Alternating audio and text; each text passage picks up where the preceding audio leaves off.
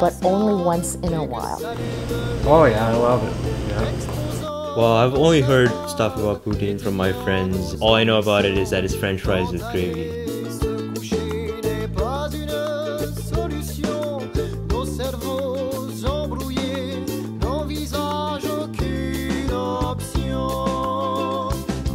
My name is Avinash Kamath. I'm from Bombay, India, and this is my second year at Queen's University. Coming to Canada, I really found one thing that stands out is the people here are genuinely nice. So it's been an enjoyable experience being here. I'm here to try some poutine. I've heard a lot about it and I've never tried it, so I'm pretty excited for this. So I'm Caroline Isabelle Caron. I'm an associate professor here at Queen's University. I'm a specialist of popular culture in North America. The word poutine is actually quite old. It means mess.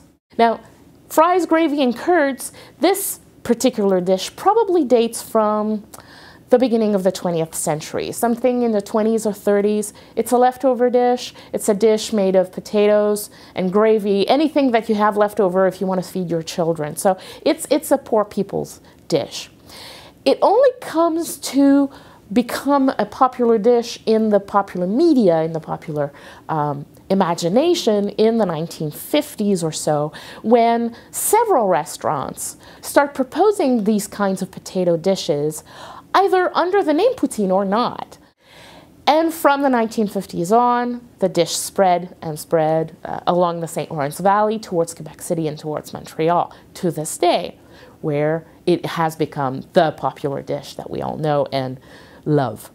The whole idea of French fries and gravy didn't sit down very well with me, so I never went and tried it. I think our gravy's really good, and we double layer the cheese and gravy so you don't have like fries on the bottom. That's not like a poutine in my mind. Friday night, like after midnight, we have like a lineup out the door. What is interesting about what became of poutine now in the last few years is that it's less and less something that is consumed during the day, but much more something that is consumed at night after the bars. You come out of the bar, you're a little sloshed, you want to eat something, and you go have poutine. And that is true not only in Quebec, but pretty much everywhere in Canada now.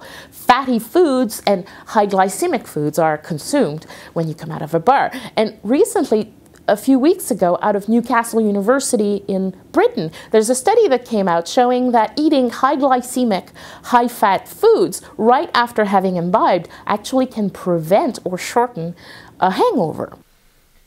I'm gonna be honest, I'm pretty excited for this, but I don't know how it's gonna turn out.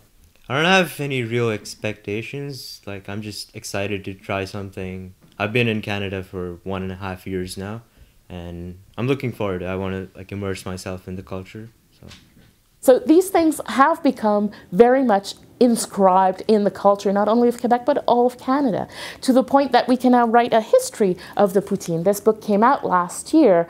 It's a book, it's in French, it has not been translated, which does pretty much summarize the history and the myths around the poutine, and does also list all of the thousands of variations that can be made of the poutine. So let's see.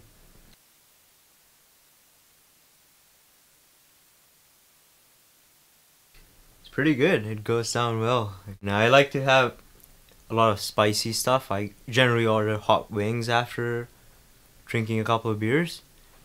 I don't know, it's got a good balance of spices and salt. It's salty, which is good after you have a couple of beers, so this might be my new after beer food.